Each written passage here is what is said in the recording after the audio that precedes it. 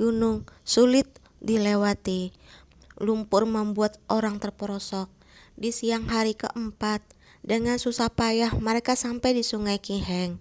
Namun, mereka menemukan bahwa setelah hujan lebat, banjir telah memutuskan jembatan.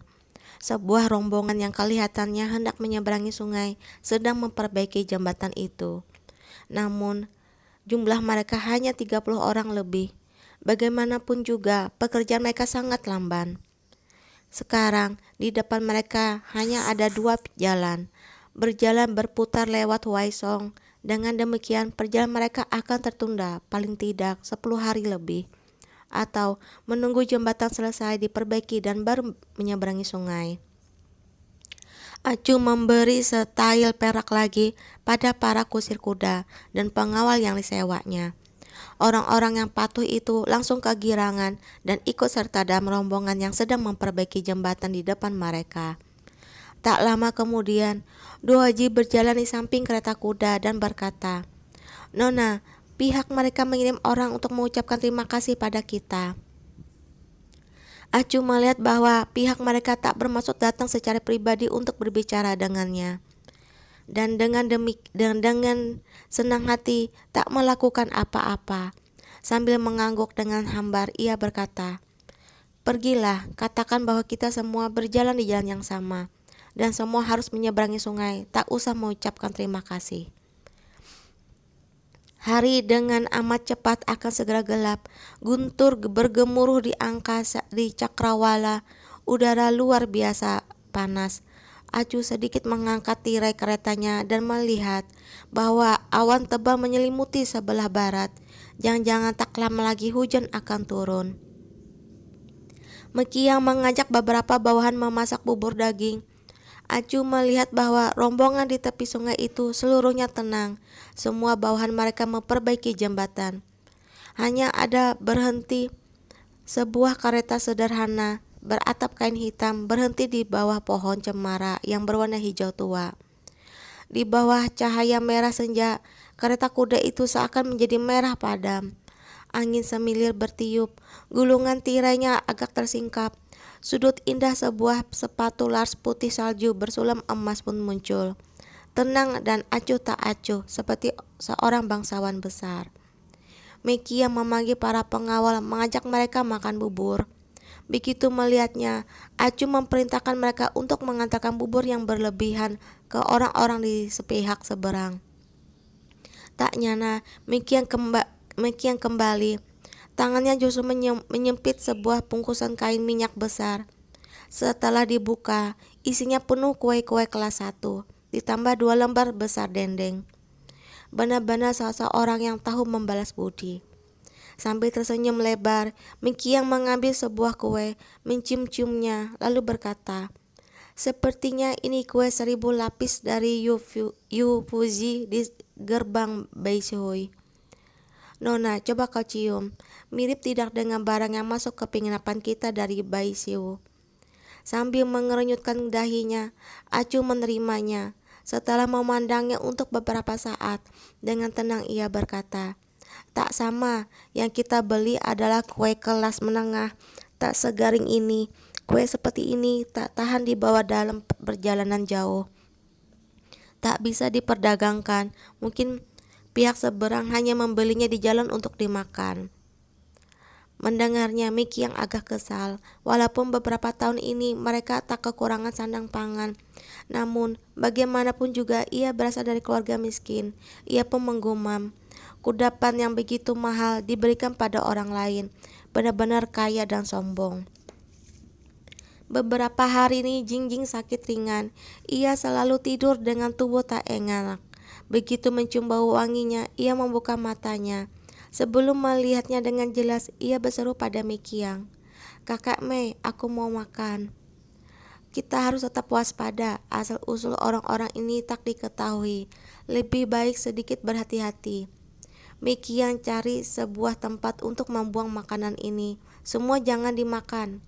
Mekiang tertegun, namun segera mengangguk perkataan nona besar. Setelah guntur bergemuruh untuk waktu yang lama, angin kencang meraung untuk waktu lama pula. Namun menjelang malam menghilang tanpa jejak. Ketika hari sudah benar-benar gelap, jembatan kayu itu akhirnya selesai diperbaiki. Orang itu nampaknya juga ingin buru-buru melanjutkan perjalanan. Seseorang menghampiri mereka dan memberitahu Doaji bahwa mereka akan berangkat terlebih dahulu. Acu juga tak ingin lama-lama lagi. Setelah orang itu menyeberangi sungai, ia membawa rombongannya menyeberang. Namun, ketika berjalan sampai ke penyeberangan, ia melihat mangkok porselin yang sebelumnya dipakai Mekiang untuk mengantarkan bubur daging diletakkan di sisi rerumputan tinggi. Bubur daging itu di dalamnya masih utuh, tak nyana, sesuap pun belum dimakan. Beberapa ekor tikus liar merunduk di samping mangkok, sedang mengunyah. Acu menurunkan tirai kereta dan dengan tenang bersandar di bantalan empuk, keningnya perlahan-lahan berkerut. Di tengah malam, walaupun mereka sudah keluar dari pegunungan dan tiba di padang rumput yang datar, penunjuk jalan berkata bahwa tempat ini sangat terpencil. Keluar dari sini adalah Guang Zhihao. Setelah memutari gunung itu, di depan adalah kota pertama barat daya, yaitu kota Kuifeng. Setelah berganti kuda di kota Kuifeng, di sebelah timur adalah kota Raja Tang. Di sebelah utara adalah gerbang Baishu, sedangkan setelah melewati gerbang Baishu adalah wilayah Dakia. Setelah selalu berjalan di hutan belantara selama beberapa hari terakhir, dan sekarang melihat tanah yang datar, hati semua orang menjadi lega. Seperti biasanya, di padang rumput, kalau kita melihat sebatang pohon di kejauhan, pohon itu nampaknya tak jauh, tapi sebenarnya untuk melewatinya, kita harus melarikan kuda selama berhari-hari penuh. Setelah melewati daerah terpencil itu selama 2 hari penuh, akhirnya mereka tiba di sebuah gunung yang disebut Gunung Jihao.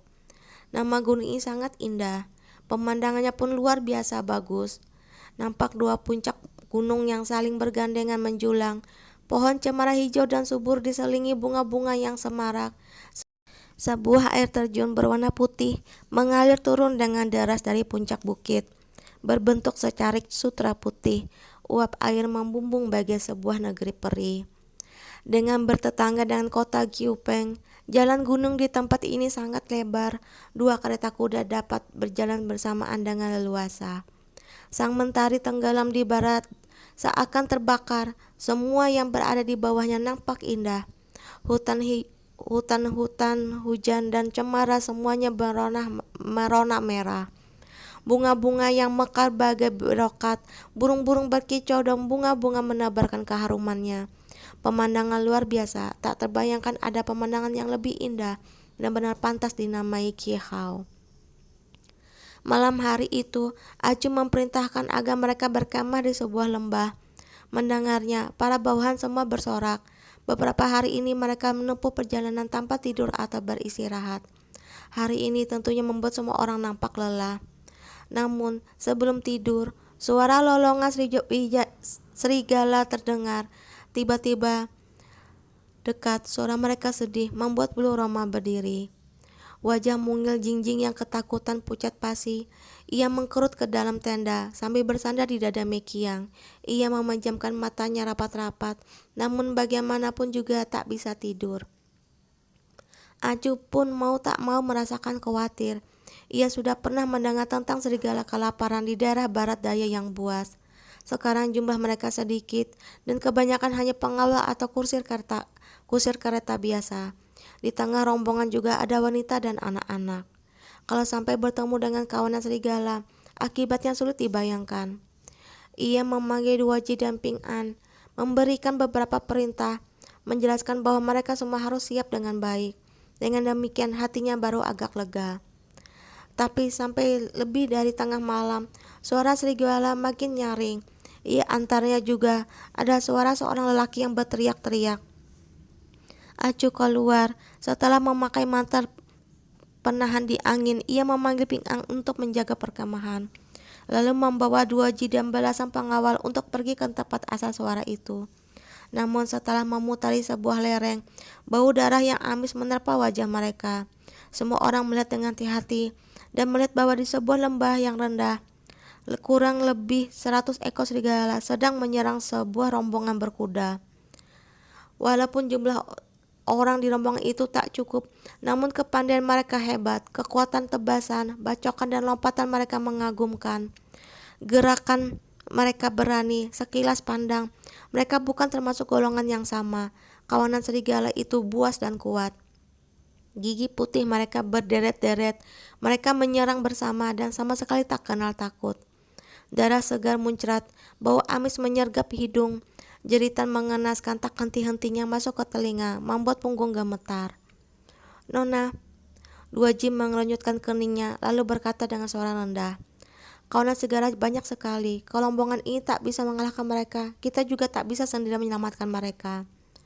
Acu mengangguk-angguk lalu berkata, semua bersiap. Semua pengawal dan kusir kereta adalah orang-orang dunia persilatan yang sepanjang tahun berkelana di luar rumah. Walaupun mereka tak dapat menandingi pasukan militer, nyali mereka sangat besar. Mereka menentang busur dan mengambil kuda-kuda. Wajah Dua Ji keras, dengan suara rendah ia berseru, lepaskan anak panah. Berbaris-baris anak panah berapi yang sudah direndam minyak pinus serentak melesat dengan suara berdesir.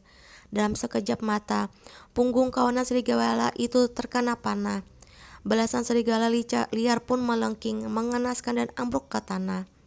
Kawanan serigala muka, mereka berbalik dan menerjang ke arah mereka. Kekuatannya bagai halilintar luar biasa cepat, dan dalam waktu yang amat singkat sudah tiba di hadapan mereka. Dua Ji sangat gesit. Ia membawa sebuah tong berisi minyak tung. Sambil berseru, ia menggunyurkan minyak itu ke depan. Obor pun dilontarkan. Sebuah dinding berapi mendadak muncul di depan gunung. Lidah api setinggi tiga jang. Beberapa ekor serigala kelaparan tak dapat menghentikan kekuatan terjangan ke depan mereka dan langsung masuk ke dalam tengah api. Seketika itu juga mereka mengeluarkan suara dengkingan yang menusuk telinga. Kawanan serigala takut pada api. Seketika itu juga situasi menjadi kacau balau. Ketika rombongan berkuda itu melihat ada orang yang membantu mereka, semangat mereka semakin bertambah kuat. Beberapa pemimpin mereka menerjang ke depan sambil berteriak. Pedang mereka menebas dan membacok dengan kuat, mengejar lawan yang melarikan diri. Walau kawanan serigala kelaparan itu buas dan kuat, setelah bertarung mati-matian selama satu sichen lebih, mereka mundur dengan panik. Sebelum mundur mereka meraung marah beberapa kali. Di dalamnya terkandung hasrat untuk balas dendam. Bangkai serigala tergeletak di mana-mana. Seluruh tempat itu berbau amis. Di lembah, seseorang berseru dengan nyaring, di atas ada beberapa kawan yang telah menolong kita. Majikan kami mengucapkan banyak terima kasih pada tuan dan nyonya sekalian karena telah turun tangan membantu kami. Mendengarnya, Dua Ji tertegun. Ia menjulurkan kepalanya untuk melihat, namun mereka tertutup pepohonan dan malam itu segelap tinta. Ia tak dapat melihat mereka dengan jelas. Maka ia hanya dengan berseru nyaring, apa Anda kakak Chow? Kita pernah bertemu di tepi sungai Kiheng. Lawan bicaranya terdiam untuk beberapa saat, lalu tiba-tiba tertawa dan berkata, ternyata kakak kecil Duo. Sekarang aku sedang agak repot. Sebentar lagi aku pasti akan datang untuk mengucapkan terima kasih atas budi besar kakak kecil Duo. Dua Ji cepat-cepat berkata, kakak Chow, tak usah banyak peradatan. Apakah ada yang terluka? Apakah kakak punya obat luka? Hanya luka-luka kecil, tak ada artinya. Terima kasih atas perhatian kakak kecil. Acu mengetahui bahwa nada bicara sang lawan bicara sudah mengandung sedikit rasa waspada. Dengan pelan, ia menarik-narik lengan baju Dua Ji, lalu memberi isyarat ke arah perkemahan mereka sendiri. Dua Ji mengerti, ia segera berkata, kalau begitu adik pergi dulu, jaga dirimu kakak Chow. Saat mereka tiba di perkemahan, Ping An melompat-lompat karena cemas. Begitu melihat Acu, ia segera berlari dan bertanya, Jiji, apakah kau terluka? Tak apa-apa. Acu menggeleng-geleng. Kepada Dua Ji dan lainnya ia berkata, malam ini kita harus tidur dengan waspada. Obor harus menyala sepanjang malam. Siapkan obor, belerang dan minyak tung. Kawanan serigala pasti akan membalas dendam atas kekalahan mereka. Dengan hati-hati terhadap pembalasan dendam mereka. Semua orang mengangguk-angguk. Acu kembali ke tenda. Dilihatnya bahwa Jingjing sudah tidur. Miki yang membantunya menanggalkan mantel. lalu berkata dengan suara pelan, "Biarkan Duoji saja yang pergi. Untuk apa Nona pergi sendiri?" Acu menggeleng-geleng, dahinya berkerut dalam. Dengan suara pelan ia berkata, "Beberapa hari belakangan ini pikiranku galau dan juga tak tahu apakah akan timbul masalah atau tidak. Apakah Nona mengkhawatirkan Yang Mulia Kaisar Tang? Jangan khawatir, Kaisar Tang sangat cerdik. Di mana ia mungkin membiarkan maling dan perampok dengan mudah meraih keberhasilan."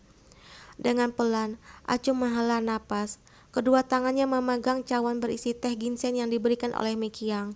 Uap panas membumbung, namun biar bagaimanapun juga tak bisa menghangatkan tangannya yang sedingin es. Moga-moga begitu. Entah kenapa, ia mendadak memikirkan rombongan berkuda di lembah barusan ini. Entah kenapa hatinya tak nyana merasa agak khawatir. Ia tak kuasa menahan diri untuk tak bertanya, "Mikiang, apakah obat luka yang terakhir kali kita beli dari King Lintang masih ada?" Mikiang langsung tertegun. Dengan cemas ia bertanya, "Siapa yang luka? Nona, apakah kau terluka?" "Tidak." Acu cepat-cepat menggeleng, lalu berkata, "Tidak ada yang terluka." Dengan agak kesal, ia berbaring di atas karpet bulu domba. Mikiang masih merasa khawatir dan memandangnya dari atas ke bawah, seakan curiga ia sedang membohongi dirinya. "Bagaimana ini?" Acu mengenyutkan dahinya. Pagi keesokan harinya, ketika Acu dan yang lainnya belum berjalan jauh, mereka melihat rombongan berkuda di depan mereka dengan tenang berhenti. Jelas bahwa mereka ada rombongan kemarin malam itu. Seorang lelaki setengah baya berusia 30 tahun lebih berjalan menghampiri mereka, berbicara pada Duoji, lalu dengan sopan berjalan ke sisi kereta kuda Acu dan memberi salam. "Majikan kami mengucapkan terima kasih atas budi baik Nona menolong kami. Seharusnya kami tak boleh bersikap tak sopan, namun budi baik dari orang yang lain harus selalu diingat. Oleh karenanya dengan lancang kami menanyakan nama Nona yang terhormat. Mohon maaf pada Nona." Acu mengenyutkan dahinya, lalu berkata dengan suara lemah, "Karena di sini jalan melihat ada yang tak benar, kita harus memberi pertolongan, tak usah banyak peradatan." Mendengar perkataannya, orang itu tertegun, lalu kembali bertanya, "Kami masih tak tahu siapa nama Nona yang terhormat." "Kau ini aneh sekali. Majikan kalian hanya menyuruhmu datang kembali. Aku jelas-jelas tak ingin memberitahu identitasku. Kenapa hendak memaksa menanyakan identitasku? Kita bertemu secara kebetulan. Sudah biasa kalau kita saling mewaspadai pada satu sama lain. Kenapa tak langsung berangkat? Banyak omong di sini. Menurutmu tak membosankan?" Orang itu langsung melongo. Ia tak menyangka akan diomeli Acu seperti itu. Dengan tertegun ia mundur ke belakang. Tak lama kemudian, rombongan di depan segera berangkat dengan cepat. Jijing meleletkan lidahnya dan berkata, "Jiji benar-benar lihai." Sambil menghela napas, Acu bersandar di bantalan empuk. Bukan lihai, melainkan hanya tak ingin menghabiskan waktu untuk mereka. Semakin lama, hati semakin cemas, dan orang-orang di depannya itu juga membuatnya merasa tertekan. Dirinya jelas merasa bahwa pihak lawan bukan orang biasa. Di saat ini, lebih baik menghindari masalah dan juga harus berhati-hati. Akan tetapi, setelah berjalan kurang dari setengah hari, ada suatu masalah mendesak yang menghentikan langkah mereka. Kali ini, bahkan Ping An yang lambat berpikir juga merasakan ada sesuatu yang tak benar. Di jalan gunung yang agak sempit, beberapa batang pohon, gundukan lumpur dan batu tergeletak di permukaan jalan. Tingginya sampai setengah tinggi manusia dan menghalangi jalan. Jelas bahwa hujan lebat beberapa hari yang lalu itu kemungkinan besar telah menyebabkan lereng gunung longsor dan lumpur serta batu mengalir ke bawah. Tetapi setelah berulang kali terjadi berbagai kebetulan, tak ada orang yang mau mempercayai alasan yang sederhana ini. Rombongan berkuda itu berdiri di depannya, bagai harimau yang mengintai mangsa. Mereka memandang Acu dan orang-orang lain yang datang lebih lambat. Mereka sama sekali tak menyembunyikan permusuhan dalam pandangan mata mereka. Duoji, Ping An, dan yang lainnya mengerunyutkan dahi dengan bimbang. Lengan mereka secara alami tergantung di sisi tubuh. Dengan jari-jari mereka dengan perlahan mengelus-elus gagang pedang. Langit biru dan awan putih, burung-burung yang terbang berkicau, matahari dengan sang hangat bersinar ke bawah. Di cuaca yang cerah seperti ini, suasana tengah terasa aneh. Dengan pedang yang siap terhunus, dan ada orang yang membersihkan batu dan lumpur di jalan, dan justru saling memandang bagai harimau yang sedang mengintai mangsa. Untuk waktu yang sangat lama, tak ada orang yang melangkah ke depan. Benar-benar kebetulan. Si lelaki bermagacau tertawa dingin. Ia berkata dengan perlahan. Ujung alis Ping An terangkat, namun ia ditahan oleh Duaji. Alis pemuda itu yang bagai pedang berkerut. Dengan hambar ia tersenyum dan berkata, memang benar-benar kebetulan. Beberapa hari belakang ini kami berulang kali bersama Kakak Chow menghadapi berbagai tantangan. Bahkan aku yang tak percaya takdir ini mau tak mau berkata bahwa kehendak langit sulit ditebak. Menurut pendapatku, ini sama sekali bukan takdir. Aku khawatir ada orang yang sengaja merencanakannya. Ping An langsung berkata dengan gusar, siapa orang itu menurutmu? Dengan dingin Kakak Chow berseru, siapa kalian? Katakanlah. Menurutku kalian tak seperti orang baik. Ping An berseru dengan gusar. Shred, ia menghunus pedangnya. Sinar dingin pun berkilauan. Ia maju di depan selangkah hendak beraksi. Begitu pihak lawan melihatnya, ia segera mencabut golok. Tepat pada saat ini, seberkas sinar perak mendadak berkelebat. Ting! Sinar itu memukul ganggang pedang Ping An. Pedang pusaka berdesing bagai seekor naga. Prang! Pedang itu jatuh ke tanah. Suara jernih dan tegas seorang wanita dengan hambar berkata, Ping An, jangan sembrono. Bagai air dingin dari kolam yang tiba-tiba mengunyur air panas yang mendidih. Dalam sekejap mata, suasana menjadi tenang. Semua sunyi senyap, bahkan suara napas pun hampir tak dapat terdengar dengan jelas. Angin sepoi-sepoi berdesir menyapu wajah semua orang. Pohon cemara di kejauhan berayun-ayun bagi gelombang kumala hijau yang maha luas. Gunung burung-burung berterbangan berputar-putar di angkasa, berkicau dengan ramai. Krek! Sebuah suara yang amat pelan mendadak terdengar, seperti suara gemerisik sepatu ras yang menginjak kerikil. Angin meniupkan kain hitam yang menutup kereta kuda. Lelaki bermagacau itu dan yang lainnya seketika itu juga berseru dengan terkejut. Tuan! Tanpa berkata sepatah kata pun, orang itu berjalan ke arah kereta acu. Alis Duoji terangkat, ia langsung berseru, berhenti! Namun orang itu sama sekali tak memperdulikannya. Tangan Duoji menggenggam ganggang pedang, alisnya yang bagai pedang terangkat, ia akan segera menghunus pedang. Namun ketika pedang itu baru separuh dihunus, tiba-tiba terdengar sebuah suara yang terendam. Gerakan orang itu sangat cepat, dan sekejap mata ia telah mengambil pedang Duoji, lalu dengan enteng melemparkannya ke tanah.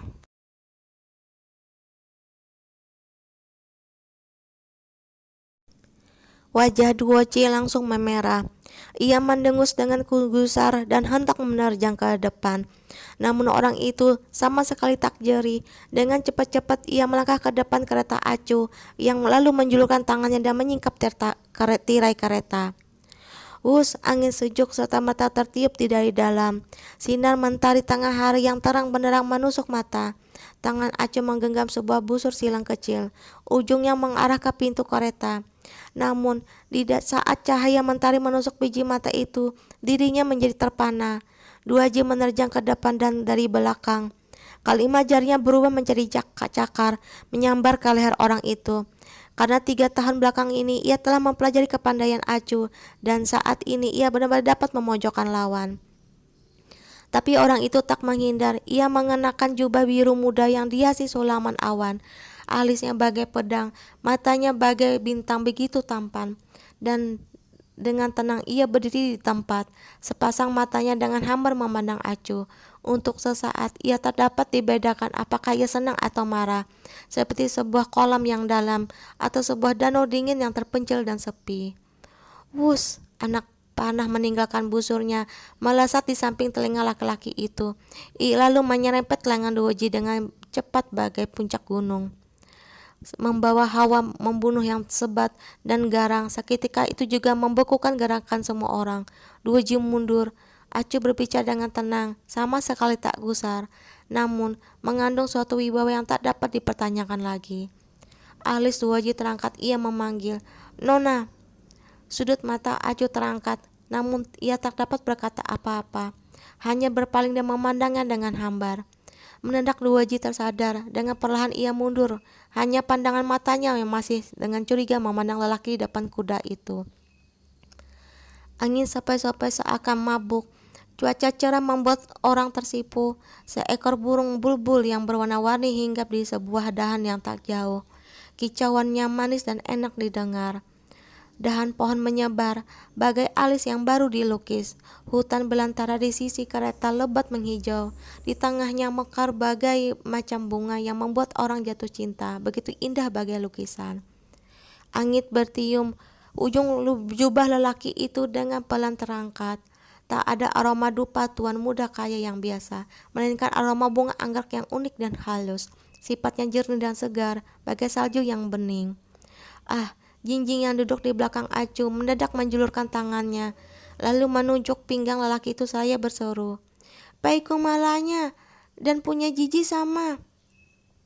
Berkilauan dan putih, terang dan jernih, licin dan bulat, murni dan bening. Lelaki itu berdiri di tengah tiupan angin. Sebuah paiku malah bergantung di pinggangnya dengan sama-sama memancarkan sinar terang.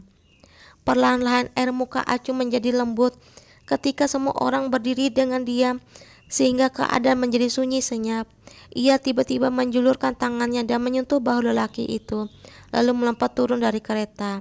Sambil tersenyum lembut, ia memerintah Ping An, Duoji dan lainnya, "Jangan bengong, cepat buka jalan di depan." "Hah?" Ping An membelalak matanya. Ia memandangi Acu dan juga memandangi lelaki itu. Akhirnya dengan ketolol-tololan ia bertanya, "Jiji, kalian saling mengenal?" "Iya." Dengan wajah santai, Acu mengangguk-angguk. Melihat raut wajahnya nampak ia girang. Ping An sangat ingin bertanya siapa orang ini. Namun siapa tahu, sebelum sempat membuka mulut, ia melihat pemandangan mata laki itu dengan hambar melayang ke arahnya. Tak keras, namun mengandung suatu rasa dingin dan acuh tak acuh yang bagai es. Begitu melihatnya, kakak Chow dan lainnya segera menunduk dan mundur, lalu mengambil peralatan dan mulai membuka jalan. Acu berpaling ke arah lelaki itu dan berkata, "Kau mengikutiku?" Setelah berbicara, ia berjalan ke belakang. "Nona." Duoji cepat-cepat berjalan ke depan, menghadang di depan Acu lalu berkata, "Untuk apa kau pergi?" Acu berkata, "Duoji, jangan khawatir, ini temanku." Dengan bimbang, Duoji memandang orang itu. Namun dilihatnya bahwa orang itu mengernyitkan dahinya dan dengan hambar menyapunya dengan pandangan matanya. Sinar matanya luar biasa dingin dan acuh tak acuh, seperti danau yang membeku. Ia sama sekali bukan sikap apatis dan tak berperasaan, melainkan sikap tak memperdulikan kekuasaan yang mendalam, yang timbul setelah berulang-ulang kali mengalami masalah kehidupan dan hanya dapat dilakukan oleh seseorang yang menduduki jabatan tinggi. Seketika itu juga, Duoji merasa seakan sebaskom air dingin mengguyur ubun-ubunnya. Punggungnya mau tak mau menjadi dingin. Ketika ia sedang termenung, Acu dan orang itu sudah berjalan jauh. Cuaca hari ini sangat baik, cerah seperti air danau yang kehijauan. Cahaya mentari bagai emas. Kedua orang itu, yang satu di depan yang satu di belakang, tak lama kemudian berjalan ke sebuah lembah kecil yang sepi. Sebuah air terjun mengalir di bawah bagai terbang dari puncak gunung, lalu masuk ke sebuah kolam dalam yang dingin, menimbulkan deburan besar setiap tetesnya. Jernih, kontras dengan sinar matahari yang cemerlang, berwarna-warni menyilaukan mata. Acu berpaling, memandang lelaki di hadapannya. Setelah setahun tak berjumpa, ia sepertinya sama sekali tak berubah, masih nampak seperti dahulu. Acu membuka mulut hendak mengatakan sesuatu. 1001 perkataan menggumpal di sudut bibirnya, tapi tak tahu harus mulai dari mana. Akhirnya semuanya menjadi seulas senyum melimpah keluar dari sudut-sudut mulutnya. Tapi entah sedang tersenyum pada diri sendiri atau sedang tersenyum padanya. Kenapa tersenyum? Yuan Yu masih nampak seperti itu. Dahinya agak berkerut, seakan sangat tak sabar berdiri bersamanya di sini. Tak apa, Acu menggeleng-geleng masih dengan tersenyum. Ia berkata, sepertinya setiap kali bertemu denganmu, caranya selalu sangat aneh. Yuan Yu berpaling, matanya memandang tempat lain. Sifat sulit yang sudah akrab dengan itu masih ada. Untuk apa kau datang ke sini? Yuan Yu memberinya sebuah jawaban yang sangat tepat, namun sangat tak jelas. Melakukan sesuatu. Oh, Acu mengangguk-angguk, lalu berkata, sekarang sudah akan pulang. Ya. Setelah itu mereka berdua berdiri di tempat. Tak ada yang berbicara lagi. Dalam sekejap mata, 2 tahun telah berlalu. Dalam 2 tahun ini, Yuan Yu membuat angin dan hujan di istana, membalikan langit dan bumi, dan sudah menjadi orang paling berkuasa di daratan itu. Di tempat yang jauh, Acu kadang-kadang mendengar berita tentangnya. Semuanya kedengaran fantastis. Kadang-kadang ia sampai ragu orang yang dikenal itu dan lelaki dalam kabar angin yang berani membuat keputusan dan menyerang dengan sebat dan garang itu, apakah orang yang sama? Ia juga mendengar kabar angin yang berasal dari Qinghai. Menurut kabar angin itu, walaupun secara resmi termasuk daerah Dakia, namun dalam praktiknya ia dapat memilih pejabat mereka sendiri. Tak dipilih dari keluarga-keluarga yang berpengaruh, dan juga dipilih dari lulusan terbaik ujian kekaisaran. Kaisar rakyat jelata mempunyai kesempatan untuk ikut serta. Kabarnya, di sana telah ditetapkan undang-undang baru untuk menolong kaum petani membangun sistem irigasi, serta melindungi industri dan perdagangan. Para pedagang dari pedalaman yang berani sudah pergi ke Qinghai untuk berdagang. Kabarnya, ia juga sudah menghapuskan perbudakan. Keluarga-keluarga kaya dapat membeli budak, tapi kalau budak itu bersedia membayar untuk memperoleh kebebasannya kembali, ia dapat dikeluarkan dari daftar budak. Selain itu, walaupun seorang budak, ia tak boleh dengan seenaknya dibunuh. Kalau tidak, pelakunya akan dihukum berat sesuai dengan undang-undang. Kabarnya, di sana sama sekali tak gersang dan kumuh seperti yang dikatakan orang, melainkan luas wilayahnya, sebuah bumi dan langit yang berbeda. Rakyatnya makmur dan sekarang sudah mempunyai banyak kota yang subur dan ramai. Ada pula kabar angin yang mengatakan bahwa sekarang nama buruk Raja Qinghai sudah tersebar sampai jauh, dijuluki menteri perang perampok. Setiap tahun, di istana merampok uang dan bahan makanan, merampas berbagai macam barang, semuanya dikirim ke Qinghai. Setiap bulan, Qinghai melaporkan bencana, kekeringan, banjir dan salju longsor. Rakyat jelata di sana, bajunya compang-camping dan kelaparan, dengan sangat memohon pada istana untuk mengeluarkan uang dan bahan makanan untuk membantu para pengungsi. Ditukar dengan emas murni dan perak. Lalu, secara terang-terangan dikirim ke ibu kota Qinghai. Sekarang, lebih dari separuh kekuatan militer Yanbei telah direndam oleh Qinghai. Pada dasarnya, Dakia tak berani dengan terang-terangan memusuhi Yuan Yu. Oleh karenanya, mereka terpaksa membiarkannya melakukan semua itu. Oke teman-teman, kita lanjutkan besok lagi ya. Assalamualaikum warahmatullahi wabarakatuh.